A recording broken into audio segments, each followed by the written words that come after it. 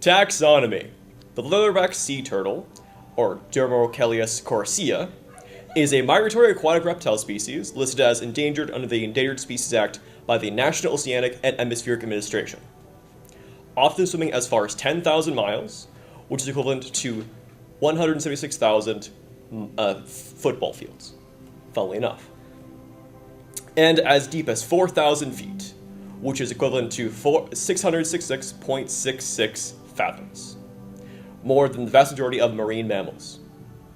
As a result, they have a wide distribution range from the Atlantic, the Pacific, and the Indian Oceans, often nesting in Trinidad and Tobago, the West Indies, and Gabon, Africa. They can grow up to 6 feet and weigh over 1,000 pounds. To sustain themselves on their long treks, they must eat 73% of their own body weight in jellyfish daily, which totals to 16,000 calories. Female leatherbacks often dig nesting burrows in March and begin nesting for 8 to 12 days. They lay clutches of over 100 eggs, often returning to the same beaches every 2 to 4 years. Only 1 in 1,000 survive to adulthood. Why do they matter? Leatherback sea turtles are a keystone species, meaning much like how a keystone keeps an arch from collapsing, so do they keep their ecosystem from collapsing. They keep their main food source, jellyfish, in check, as without leatherbacks, their populations bloom and cause mass ecological damage. The primary food source of many jellyfish is plankton. Although they are at the bottom of the food chain, they are the primary food source for many small fish. As the population dwindles, so does the fish that feed on them, and as the old adage goes, there's always a bigger fish. But if there's no smaller fish for them to eat on in the first place, the whole ocean starves. Jellyfish stunt energy transfer to other organisms, as few other creatures eat jellyfish, causing them to die naturally. Upon death, their carbon-rich bodies have a difficult time decomposing. The bacteria that breaks down their bodies often convert the carbon into carbonic acid, which in turn increases the acidity of the ocean. Ocean acidification causes irreparable damage to the viability of shell builders like oysters. As the pH increases, it causes less free-floating carbonate ions to combine with calcium to repair and build new shells. Jellyfish overpopulation also damages human infrastructure. For example, according to the World Economic Forum in 2011, at the Dublin nuclear power plant, Tornez had to forcibly shut down all their reactors due to an overwhelming number of jellyfish began to block the plant's cooling filters. The same incident reoccurred 2 years later at the Oskarman power plant in Sweden. Similar events would reoccur near the Philippines, in Namibia, and many others. If leatherbacks are unable to keep jellyfish populations in check, similar events could reoccur, likely causing significant global property damage. Why are they significant? In Sonora, Mexico, the Seri people worship leatherbacks as one of their 5 main creators, and often host ceremonies and fiestas upon catching them, later releasing them back into the Gulf of California. They also hold spiritual significance to the Te Kokururarata of the Te Runan Gaonai Tahu and the Te Maori and Greater Polynesia. Radio New Zealand recounted that in 2011, the leatherback was laid to rest by the New Zealand Department of Conservation at a hilltop cave on the peninsula Harumaka Island dug by the Hapu in accordance with their Rohe's ley lines. Therefore, in the event that leatherback sea turtles go extinct, there will be a significant loss of cultural and spiritual traditions in many cultures globally. Leatherback sea turtles face many issues, such as poaching, bycatching, coastal development, watercraft strikes, pollution, and climate change. These challenges can cause disorientation, abdominal issues, injury, or even death, which can ultimately affect the leatherback sea turtle population. Bycatching is the unintended capture of sea creatures in fishing gear, resulting in drowning, injuries, or death. The gear includes gill nets, trawls, long lines, and vertical buoy lines attached to pots or traps. Although it can occur anywhere at sea, it often happens as turtles travel through fishing areas where they may get caught in nets or hooks because the bait attracts them. Sea Turtle Conservancy states that it is estimated that thousands of sea turtles are injured or killed each year as a result of commercial fishing activity in the US and international waters. Another major concern they're up against are poachers. Humans often kill leatherbacks for their meat and eggs, which are often used for consumption and sale, often done illegally.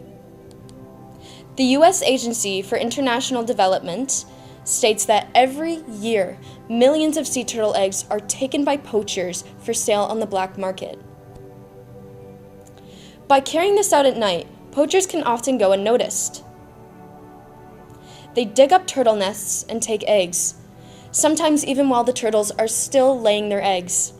To keep the turtles from escaping, poachers often cut off their fins, restrain them with ropes, and relocate them to harvest their meat. Leatherback turtles are losing nesting beaches due to coastal development, such as shoreline armoring and beach driving. Shoreline armoring is often man-made structures to protect waterfront properties from erosion and allow for human access to beaches. Beach driving is the act of driving vehicles on the beach, which compacts sand, crushes turtle eggs, hatchlings, and nests, traps hatchlings in tire tracks, and contributes to beach erosion. Beach erosion is the gradual loss of sand from the shoreline due to various factors such as strong waves, ice, and storm surge. Artificial lighting on or near beaches can result in nesting females not wanting to approach, as well as hatchlings being misled. Turtles instinctively follow the light of the horizon, which often leads to deeper water. Artificial light can confuse and misguide them, especially hatchlings, which can explain why they often end up on roads. We all like to take a leisurely boat ride, but have you ever thought about what happens underneath you? When leatherback turtles are swimming at or near the surface, watercrafts can often strike them, leading to injury or sometimes death. These watercrafts can range from recreational boats to ships, usually happening near ports, waterways, and developing coastlines. Nesting females are most often the victim of this tragedy, especially during nesting season. Pollution is when substances or energy are added to the environment faster than it can be decomposed or neutralized. It affects the air, water, and land, all of which negatively impact the health of the environment and animals, including humans. Pollution poses significant risks to leatherbacks due to ingestion of plastics, fishing lines, tar, oil, and other pollutants which they may mistake as food. When leatherbacks ingest plastics, it can damage their intestines, cause blockages, and ultimately lead to sickness and death. Not only can pollutants be mistaken for food, but they can also become entrapped or entangled in dumped fishing gear or nets. We are all aware of climate change, which is the ongoing change of Earth's climate, including temperature and weather changes caused largely by humans, such as the burning of fossil fuels. The warmer temperatures cause thermal expansion and the melting of glaciers around the world, leading to higher sea levels. Elevated water levels are taking sand and rocks from beaches, causing beach erosion and loss. This ultimately results in a loss of nesting land for turtles. If a turtle can't find a sufficient place to lay her eggs, she may retain them, which can lead to a serious condition called egg binding. Egg binding is when reptiles are unable to lay their eggs for various reasons, such as calcium deficiency, disease, or deformed eggs. The retained eggs rot inside her body, eventually killing her. Turtle sex depends on its incubation temperatures, as mentioned before. Higher temperatures of 31 degrees Celsius result in females, while lower temperatures of 27.7 degrees Celsius result in males. Warmer temperatures due to climate change affects the ratio of female to male turtles, creating populations where females are the majority.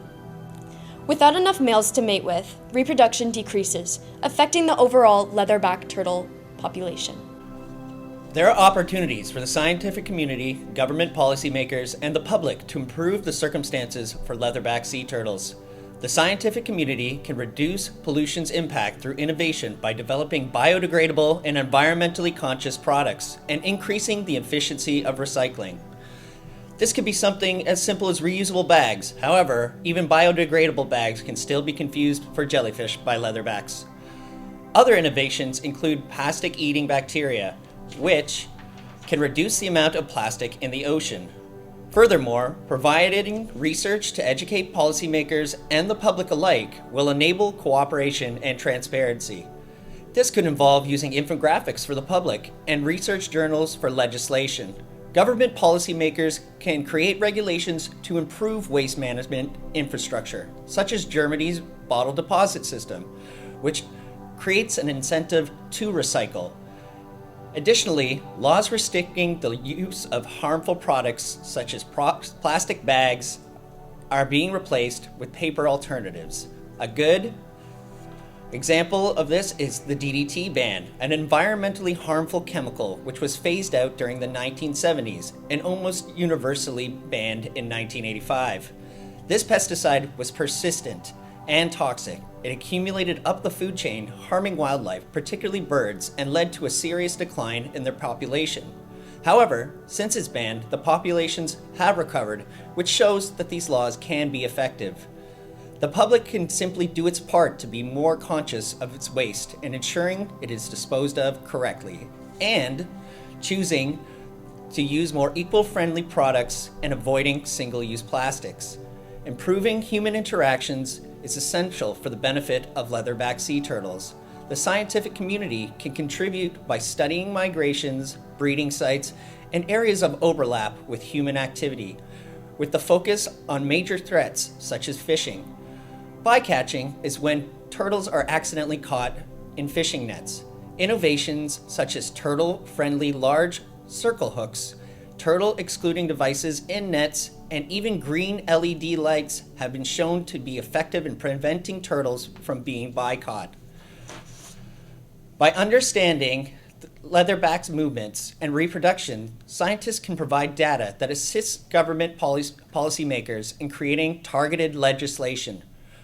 Possible legislative measures include restricting fishing in key habitats, implementing protections for turtle offspring, or creating a controlled interactions within aquariums. The public also plays a vital role. We should be mindful of our impact on turtles and their offspring by minimizing direct contact and choosing alternative methods of interaction. For example, virtual turtle watching programs enable observation without disturbing natural habitats, and participation in conservation-focused tours that prioritize safety and habitat preservation supports positive interactions with the leatherback sea turtle. Curbing human-induced climate change will also be essential in protecting leatherback turtles. The scientific community can develop more sustainable, eco-friendly options with lower climate impacts. This can improve sustainable, energy-efficient alternatives to fossil fuels, carbon capture and storage methods, and developing alternative modes of transportation. Furthermore, they can provide research to serve as evidence and can communicate it in terms both legislative bodies and the public at large can understand. Governments can invest in renewable energy infrastructure, reforestation to create carbon storage, and reduce dependence on harmful greenhouse gases. Additionally, the creation of a concerted international effort to improve climate conditions can prevent dramatic environmental shifts. An example of this is the Paris Agreement of international collaboration on climate issues, creating a framework where countries voluntarily commit to and set 5-year goals to improve infrastructure and reduce global warming.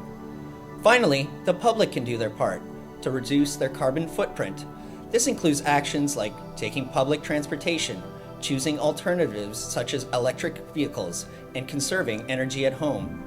Choosing more eco-friendly lifestyle options is a form of personal ethical responsibility to the planet and will contribute to real change.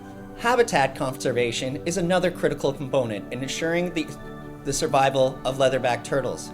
The scientific community can work to identify, monitor essential habitats such as nesting beaches, migratory routes, and feeding areas.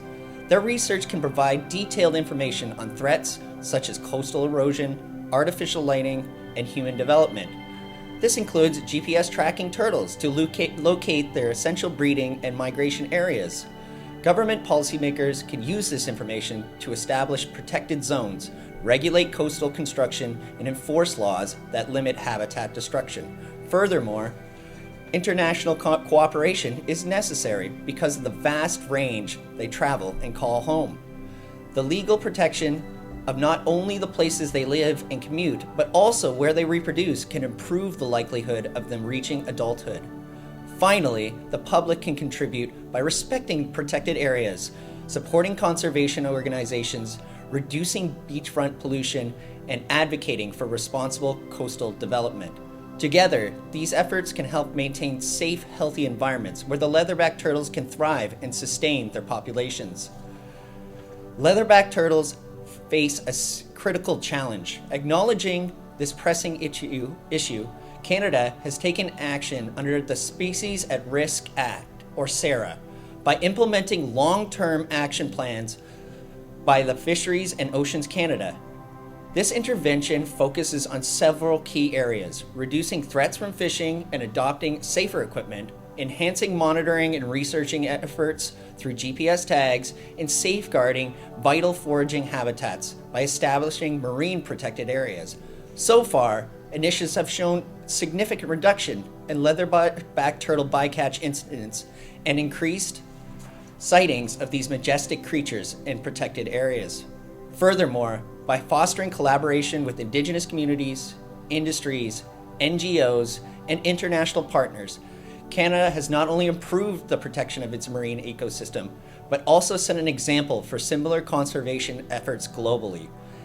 As we continue forward and refine our approach, it offers an ethical model for other nations striving to protect their own vulnerable marine species.